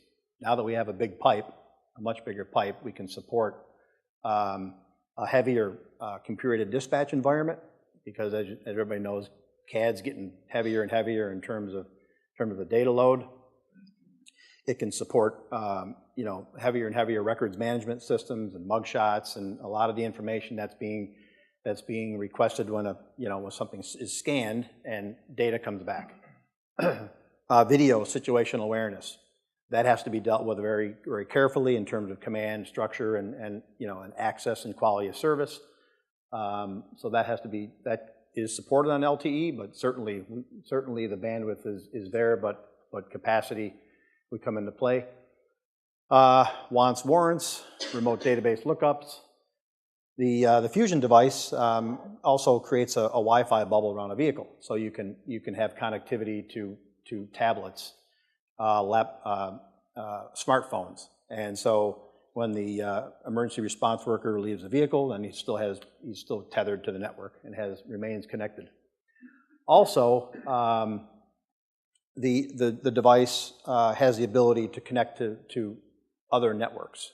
So it could connect to a narrowband system through an Ethernet wide area network interface. It also has the ability to connect to a satellite network, so for backup through an Ethernet wide area network interface. So the device and devices like it are very versatile. They're a completely integrated solution, and it makes for a really nice, efficient package. And again, supporting the multiple applications that are used in public safety today, and then some. Next slide. So some of the key features, I would say the real key feature is the concurrency of networks. You have the ability to operate concurrent band class 14 and a second priority carrier. So those networks are running live in the background, concurrent. So the routing between the two are very swift. It's very, very rapid to go from one network to the other. And so that's a real key feature of this technology. And also the ability to run concurrent Wi-Fi. So Wi-Fi is also running in the background, doing its thing, and you're able to steer traffic depending upon what network and the type of quality of service that you need from each of those available network and its associated bandwidth.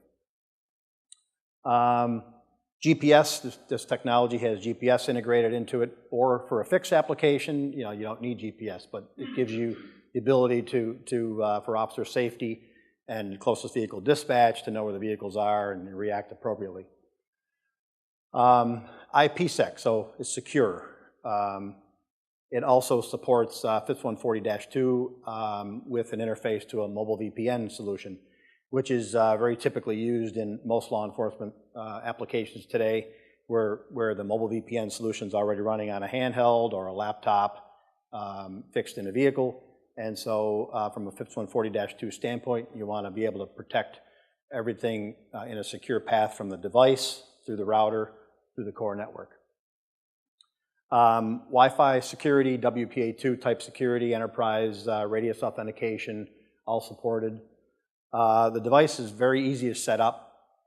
It's much like looking at a Cisco router in terms of the GUI interface, and it's very intuitive in terms of setting it up. So very ease of use, and certified all the carriers, and also has the ability to really be flexible in terms of how you set up the the WAN prioritization and GPS functionality, and the ability to configure reach each independent network without really giving up anything in terms of efficiency and available resources.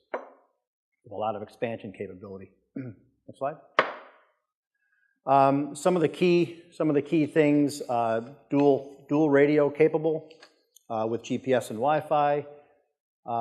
Migration to Wi-Fi AC type functionality as technology evolves. More expansion in terms of I/O capability in the from the machine. Upgrades in processors and memories, accelerometers, more robust packaging, and a variety of different certifications. So multi-network supporting band class 14 and the carriers, robust routing features, all automatic in the device, independent of mobile VPN as well. And Wi-Fi, 2.4 or 5.8 gigahertz capability, access point or client, or both, which is another really key technology, is the ability for Wi-Fi to run in all modes. So you're making it, the device is doing that automatically. So we're trying to limit the user intervention to make the device really being the hub in that vehicle area network environment. Some key technology there. Another key area is the functionality of the GPS. It's important from the standpoint of traditional public safety applications to know where the vehicle is, obviously, from an AVL standpoint, but also route GPS inside the vehicle for in-vehicle navigation. Many of the applications that are being used today support in-vehicle navigation, as well as forwarding GPS coordinates to several hosts, several host environments, or multiple dispatch points that get fed into a 911 point, and the ability to program the GPS functionality to accept multiple interfaces.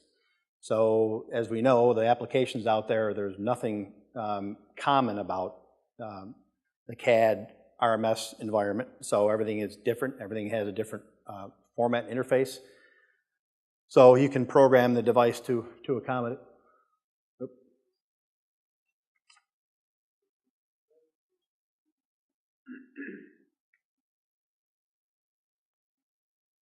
Sleep mode.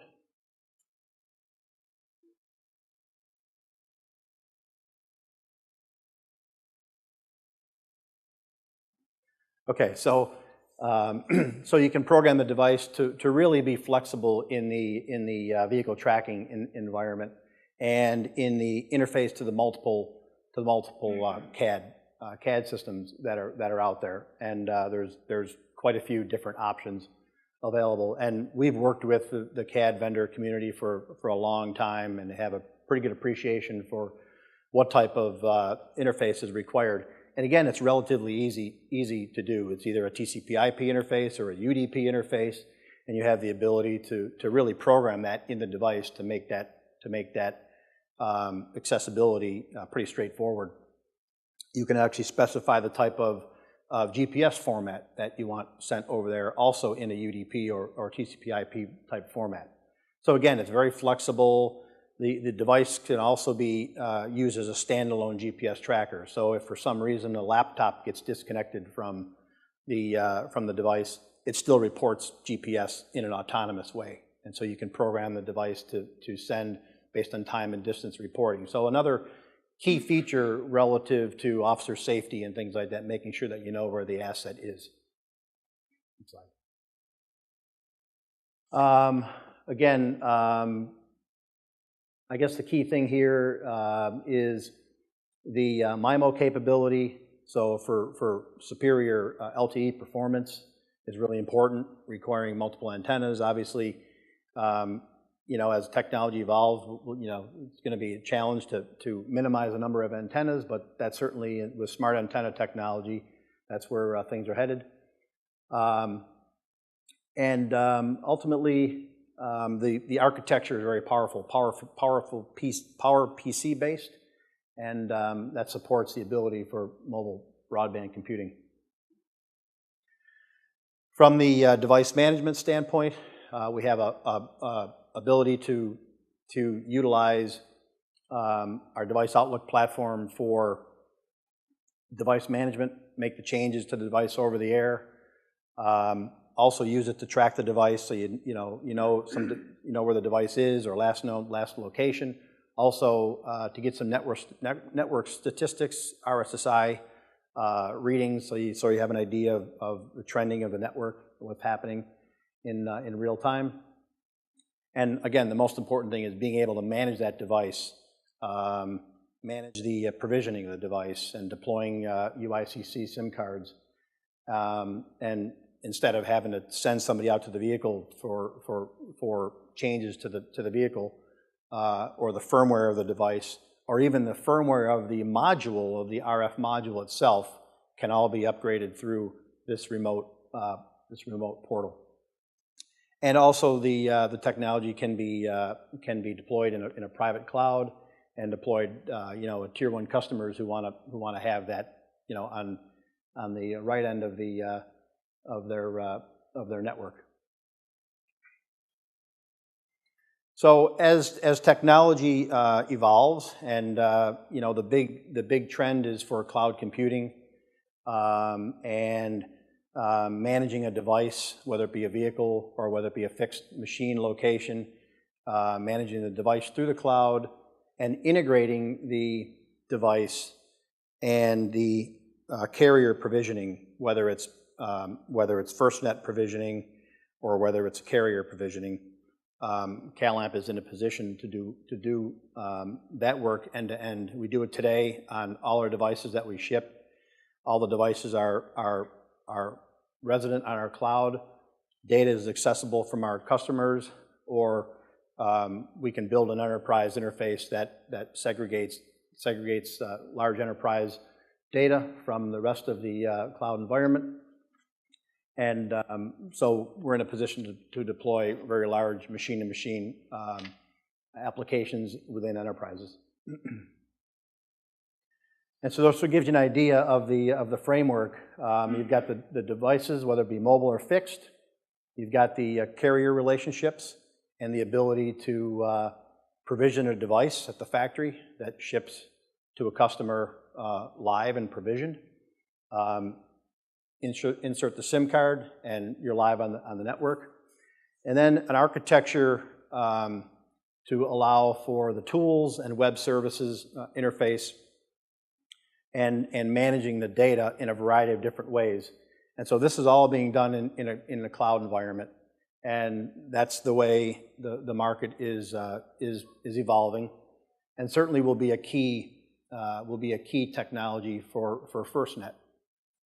In terms of managing the edge devices, and potentially with an app store type of a concept.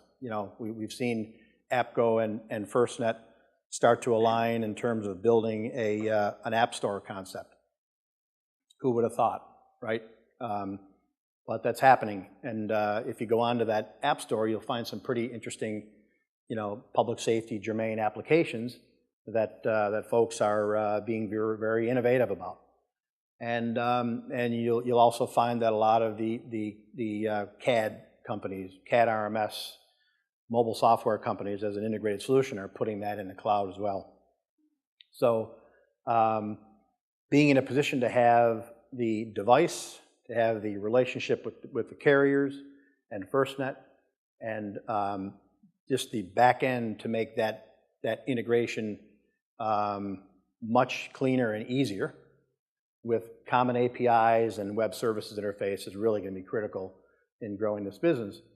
And then the ability to take through the cloud platform, really integrate the device into the business case that you're trying to solve and the solutions that you're trying to enable to make an organization, much more efficient. So the ability to take and integrate into third party through API web services is definitely an area of growth for a lot of companies, including CalAmp, and having the ability to support from the device all the way through that enterprise integration, which FirstNet will require, is going to be key. So I wanted to introduce Colin McWay, and I'm proud to say that we do have a FirstNet infrastructure here, Band 14 capable, supporting with the mutual link interoperability, multimedia interoperability framework to show that this technology really can be deployed fairly quickly these days. And Colin, thank you.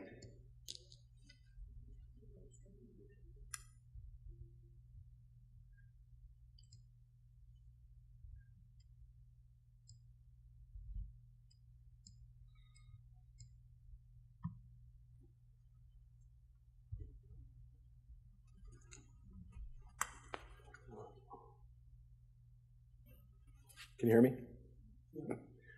Good afternoon. I'm Colin McWay from MutualLink. Thanks very much. We're now going to take all these things that our friends from Sonam and CalAmp and the OSIA stuff outside and turn it into a real demo. And just to kind of contextualize that for a minute, what MutualLink is all about is what we call a media cohesion framework.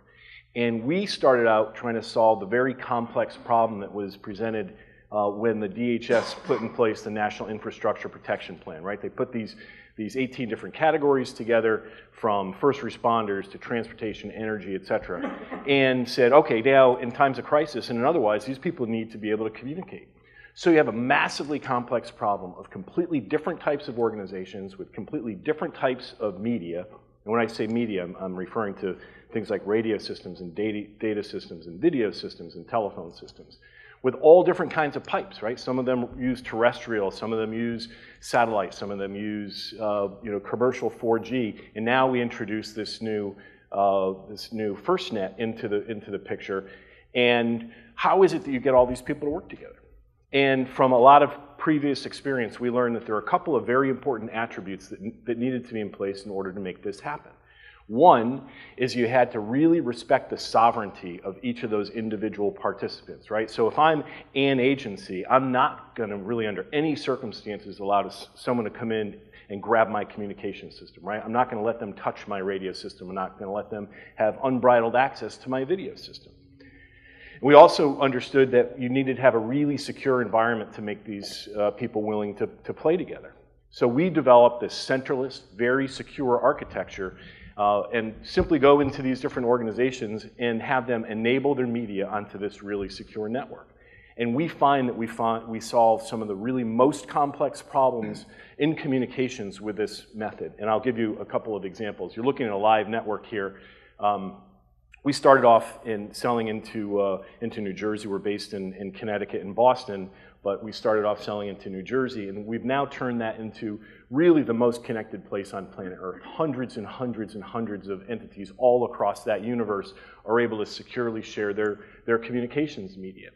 And as an outcropping of that. So you have all these different organizations enabling their media. Well, we're also doing the same thing in New York. So now the New York State Police is on the network as well as the New Jersey State Police. So you're able to solve these very complex communication problems, and now those organizations can communicate together simply by making the same decision of enabling their media.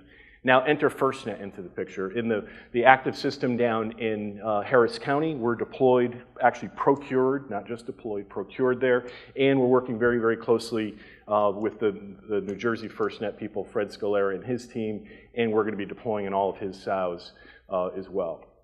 So that's the kind of context. Everybody's got media, and let's be really careful when we think about deploying FirstNet not to create another silo, right? We've tried this kind of thing as a country before, and we always seem to end up back in this silo. And it's our company's mission, I know it sounds corny, but I call it the manifest destiny of interoperable communications. If something's happening in the Port of New York, New Jersey, I know it sounds corny, it could be relevant to the Port of Oakland or the Port of Seattle, right? So why don't we just make sure that for once and for all, we kind of treat communications in the buckets that exist in. You have the media bucket, which is again the radio, video, data, but then you have the pipes. And let's make sure that we place the media on the pipes, but then let the pipes come together. So with that, I'm going to turn it over to my colleague, Mike Wengervitz, and he's going to walk us through a demonstration. A couple words about what you're about to see and hear. Well, I think it's historic. Basically, you're seeing a live network, thank you, that is over, FirstNet is over a band 14 system. This laptop that you're seeing right now is a PC that's connected over Wi-Fi to a CalAmp router that Ray talked about a few minutes ago. It's back on the other side of the glass here. So we're simulating a vehicle here, and the vehicle is radiating a bubble of Wi-Fi coverage, and that's on one side of a CalAmp router, and the other side is band 14, real band 14. It's delivered here by OSIUS, and you can see it back there on the table afterwards.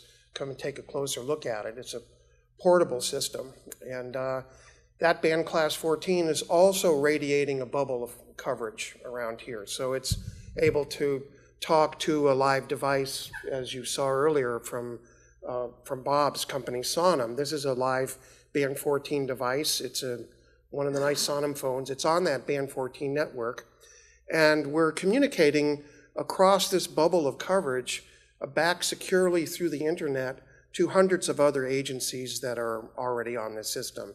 And with that coverage through the band 14 network here, we're able to bridge various different agencies together, have them share their radio, have them share their video, and so forth. And what you're seeing on the screen right now is another agency. It's actually in Harris County. They have a similar system that, as to what we have here in this room. Theirs is deployed. They've got some number of sites. I think it's several dozen band 14 sites right now. They're showing and sharing through the MutualLink system the view of the Fred Hartman Bridge in Houston. You can see it's beginning to get dark there, and we've been watching vehicles go under that bridge near the Port of Houston for the last hour or so. And well, we're just going to talk to them right now through the band 14 system, and we're going to talk in two ways. One is through the laptop that's connected over Wi-Fi into this simulated vehicle, this band 14, and then we're going to talk to them over the handheld band 14 device. And the gentleman there, Mr. Gary Herzog, who's closely involved with the band 14 system in Harris County, he's going to spend a few minutes and tell you a little about his system, and hopefully if we have all the AV right here, we'll be able to hear what he says. Mr. Herzog, are you still there? Can you tell us a little bit about the band 14 system in Harris County? You're hearing the audio come also. Yes, no problem. My name's Gary Herzog, and I work with Harris County.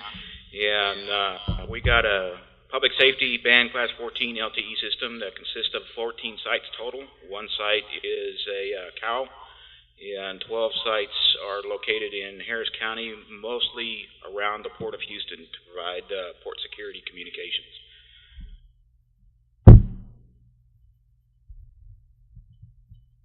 That's great, Gary. And can you show us, talk to us through your P25 radio system so we can show some interoperability between legacy P25 and next generation FirstNet band 14?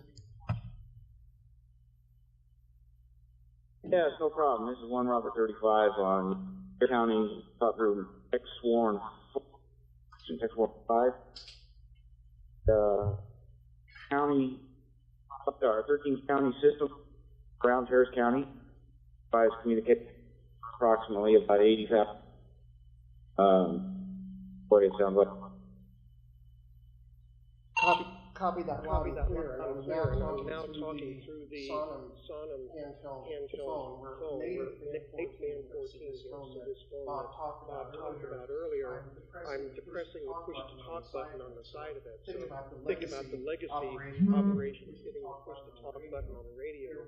Here we're hitting the push-to-talk button on a smartphone. My voice is going out natively over the band 14 OCS system, securely out over the internet, and being bridged to whatever agencies have been invited into this, call it an incident, but it's like an emergency communication system. And while I'm talking, I'm also seeing the same view that this agency, namely Harris County, has decided to share out with all of the participants. So I'm seeing on my smartphone the same scene that other people in the incident are sharing and seeing. And I think we will invite a couple of local agencies into this now as well.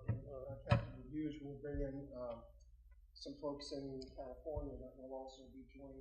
They're not over band 14, so you see the real beauty here is the bridging of band 14 systems, potentially with other agencies that are in wired networks. Okay, I heard you loud and clear, Mike. I have a couple other units on the top group. If you want to talk with them, that's fine. Fair 70, Fair 79 also is on this frequency. Okay, we copy that. Stand by here. We're going to invite a couple agencies from the Bay Area into this demonstration. This is all over. I was explaining to the folks here that it's pretty historic because we're actually together two FirstNet systems, really portable one, tactical one made by OCS here, and the fixed system that you have in Harris County right now.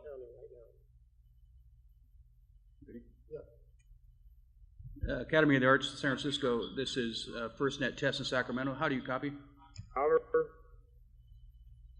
That was pretty quick. Thanks. Oliver. Mike, we'll rely on your lead.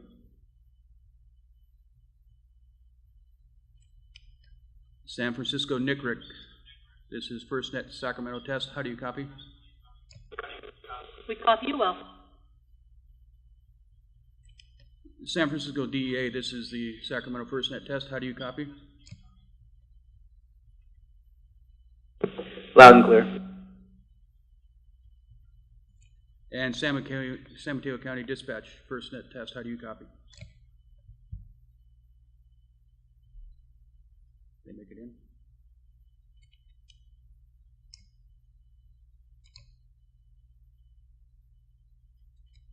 All right, we've got 3 out of 4 that copied loud and clear. San Mateo County Dispatch, just hit the intercom and talk.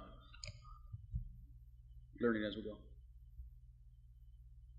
So that's really sort of the summary. A lot of it's invisible. It's running over the band 14 network here, but you take a system like this, you put it in a car, drive it to the scene of an emergency. You're able to bring in fixed agencies. This is MutualLink roll call 3 outside of Philadelphia. San Mateo. Just select the select button under the intercom to activate the push to talk. And hold it down while you transmit. San Mateo copies. San Mateo, this is MutualLink roll call 3 outside Philadelphia. I copy you loud and clear. Copy loud and clear as well. So that really concludes our brief demo. It shows how these various agencies and systems tie together, both using these evolving and exciting new networks, FirstNet and so forth, but also bridging back to places that have wired connections. And we're excited about the interoperability and the use of new handheld devices and new vehicle devices. Colin? Like you say, what about iOS? Yeah. The question came up earlier about, what about, devices like Apple. If you think about this vehicle router here, it's radiating a bubble of Wi-Fi, and our application can run on any kind of smartphone, and even ones that have Wi-Fi, like this Apple phone here. So in a minute after I log into it, I can do the same thing on a band 14 device, going over native band 14 as on a non-band 14 device, using that cool Wi-Fi bubble provided by the CalFRN router. So that's really the power of combining a vehicle router and a handheld device. They do different things. This is mobility anywhere you are. You don't have to be in the vicinity of the Wi-Fi bubble. And the vehicle router gives you coverage in the bubble of Wi-Fi and also over a wired connection. Imagine that there's a laptop plugged in the front of the vehicle, and that's got a wire going into the CalFRN router and then over the airport. So exciting times ahead, and other folks may have some other things to talk about the nice OSIA system that's on and CalFRN. Questions? This is very interesting that you saw the voice services. I'm kind of realizing this video, but this picture here is not still. This is active video that we could be talking about. Your video, please, Gary. You've now got collaboration, if I'm not mistaken here, at a different level than we had in the past. Is that true? Well, that's it. Did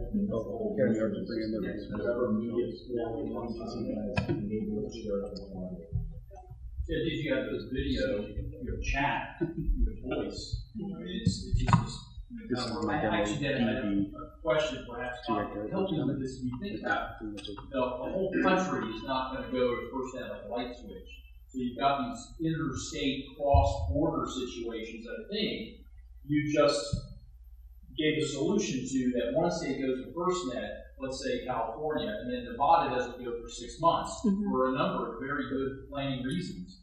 But those cross-border communications still have to happen. Yeah, T-band is still up in the air. Well, I know what the legislation says, but we haven't given it back yet, and I think there's going to be. I personally don't think it's going to be given back. So we're still going to have a lot of different LMR systems out there. And the more people that we contemplate coming on FirstNet involved, in some ways that's great. In some ways, it's, I won't give the example I usually do, but all pipes get filled, so we need to be careful on how we fill those pipes. So if we can keep things segregated and look at this as an additional important overlay on top of today's capability, I think it's going to be a great realization. Because it seems to me it'll be almost impossible to think about all potential users. You're going to get surprised at some point, and you've got to get the legacy and the FirstNet, and that seems to be what we're just not getting done here. So, thank you. Okay, very good.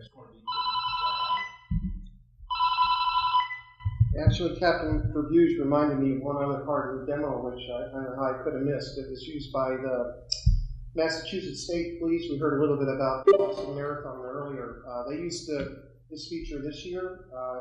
It wasn't through a band 14 system. We're looking forward to potential sometime in the future, but the notion of not only being able to receive situational awareness on a smartphone, but also to be able to send situational awareness back. So think about the fact that you're walking along a parade route and see a package along the side, and someone else will take a look at that. That's how that was used in the Boston Marathon this year, through a legacy system, through a 4G system, but you're actually seeing it now through a band 14 system. So the captain here is sharing his live video. I'm seeing it on my client. And I can still talk into it. So, and it's being seen by Harris County in Texas and New Jersey and so forth. So it's a powerful way of not only receiving situational awareness, but sending situational awareness back, while you continue to maintain that important push-to-talk operation, because voice still is, a very important part of what our collaboration. You ask a question about what the package you're seeing is, and somebody gives an answer and says, I think that's okay, and we're in another agency to take a closer look. Thanks, Ken. Any other questions? Just real quick, he's connected via the Wi-Fi, right? In this case, yes, because he's got a legacy device, so he's hitting the Wi-Fi, the band 14 router and going back over. You have an iPhone, right? I have an iPhone on Verizon. And is he running your app? Yeah. Barry, you had a question? Yes, this may be a question for OSIS, but I'll try it here. So you have a band 14 network in Harris County, Texas. You have a band 14 node here, and you've connected these two band class 14 networks through the Mutual Link technology. That's correct. Mutual Link is using public internet to connect for the long haul connection? In this case, yes. Okay. In this demonstration. Okay. But you're not using any other you're not using a Verizon or AT&T or any other wireless carrier to do any of this? As it turns out, we needed backhaul from this location. So backhaul is still an important part of FirstNet. Right. And we talked about the difficulty of maybe getting on the wired network here and the fiber and microwave. And we decided the easiest way to backhaul is through the public network. Not a great way to do that in real life. In New Jersey, some of the other folks can talk about how it's being backhauled there. But so this is really just a public demo that we're just doing it portable. We take it out, the easiest way to put up a quick backhaul. If you had an Ethernet connection, you could do it through Ethernet without. My point is, when you get into the commercial wireless networks, you get the congestion concern, and that's what we're trying to get away from. So in New Jersey, I think there's a couple of takeaways here. There's the IP connectivity layer. There's the application connectivity layer. The application is through Mutual Link. The IP may be a fiber, it may be microwave, it might be a commercial carrier, and you're right, it's exactly how much quality service do you need, what's your availability during an emergency. At Boston Marathon, the channels all became congested. Here, we're able to get enough bandwidth for a demonstration, right. But we probably wouldn't do the same backhaul, the same IP connectivity for actual police operations. the backhaul would be a microwave or... No, you clarified that. It's using a private IP. We would use a private IP network. Oh, I did have a follow-up question. This is kind of a softball for Colin or somebody.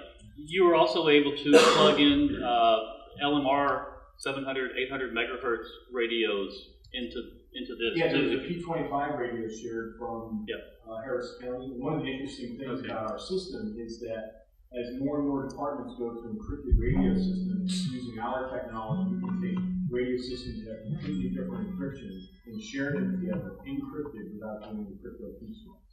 So yes, any kind of LMR system is part of this network and secure that. And that's an important piece of this too. Actually, there are multiple LMR radio systems in this incident. One of them is the Harris County one that you heard Mr. Herzog talking, and also the one in New Jersey is bridged in. Craig, can you say a word or two on your, I don't know what kind of radio, I guess it's VHF, or can you say a word to us? This is Roll Call, Philadelphia, on a handheld VHF conventional radio, and I copied you loud and clear. So it's a distributed radio bridging. He's sharing his radio system, Harris County is sharing their radio system, and we're interoperating with that with push-to-talk on clients going over Wi-Fi and clients that are native band 14. Thank you. And Barry, this is Rod Brooks. So just as an example in the Bay Area that you should be familiar with, when we first deployed this out of the UASI, San Francisco Bay Area UASI, we did exercises where it was deployed at Academy of the Arts, Federal Reserve Bank, Transamerica. Academy of Arts, this is Mutual Link Roll Call 3. If you drop your video, I'll share the border camera. All on different radio systems. The video has been dropped. Just be aware that it's exceptionally poor quality at the hardware issue. Radios like the Transamerica, we're able to share radio between all of them in like an active shooter drill or a white powder drill. And then when we were supporting the Super Bowl in New Jersey, that came to real life. When they had 21 white powder incidents, they were running pretty much all the public safety response. We were able to loop in the FBI, New York Police Department, New Jersey State Police, all of those local police and fire agencies. The first responder that really got on scene and saw that first white powder envelope was I think it was East Rutherford firefighter, hazmat firefighter. He got in and was able to take his smartphone, actually a tablet, I think, shoot a picture of that, send it back to the command post. The FBI and New Jersey State Police were able to look at that. They actually recognized that as a person that had sent other white powder letters in the past. And I was there on the ground and did it. We coordinated, hundreds of agencies on their LMRs, telephones, data, and video in that Super Bowl environment, which was a really complex environment, again, across all kinds of different radio systems with no MOUs. It's not a hub and spoke. It's all our streaming system. Any other questions or comments? Very good. Just one public comment. I'm Mike Son, I'm the director for the Northern California Regional Intelligence Center. Represents 78 fusion centers across the country. And the one thing that we have problems with is always the communications piece, collecting the data in the field. Every major event, I lose camera. You can't see anything with line. That's why I started looking at this type of technology to adopt that so we can see what's going on in real time. Most oftentimes it was network collapse, and that's why FirstNet is so important to us. But sometimes it was the people who were unable to communicate the disaster that they were looking at. And being able to switch on their phones, whatever device they've got, and give us real-time video feeds, helps us to establish what the threat is, be able to disseminate information appropriately. And now we have the ability to connect with all the organizations across the country just by clicking on the button and go straight to radios, go straight to their telephones, go straight to sharing video feeds instantaneously. So we're looking at using FirstNet potentially, as long as everyone's willing, as that tool that helps us share this information in those critical times. So when that disaster happens and we can see what's happening, we can do video analysis, we can identify the threat, whatever it may be, and get people to stop that and mitigate that threat. So just wanted to thank you, and of course thank all the technology people that are making this happen. Very valuable tool. Thank you for your comments. If there's no other comments or questions, are there any agenda items from board members for future meetings? Okay, seeing none. Announcements? No, go ahead. We'll just. You want? Go ahead, Barry. I do have a request. Sure. For future agenda items. Last week, I had the opportunity, along with several other people in the room here, I think, to attend a meeting a kickoff meeting of the California Public Safety Information Sharing Council, and the topics that came up at that meeting were, I think, topics that this group should be very much concerned about. And I don't know whether it's a future agenda item, maybe it is, or some type of a standing work group or something under CalFRN. But I think that we need to be paying attention to what the council ends up doing. Basically, the topics that we discussed last week were really figuring out how to standardize and fill the gaps between the many different information databases and repositories and sources of information that are, local, federal, and state owned. And that type of information is important today because we all have to try to use these databases and this information and share it in an effective and efficient way. But when FirstNet comes along, FirstNet will become the pipeline for all of these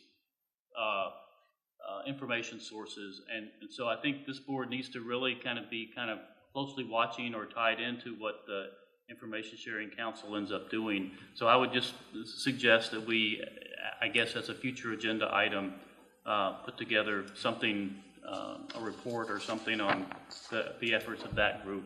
Who does it operate under?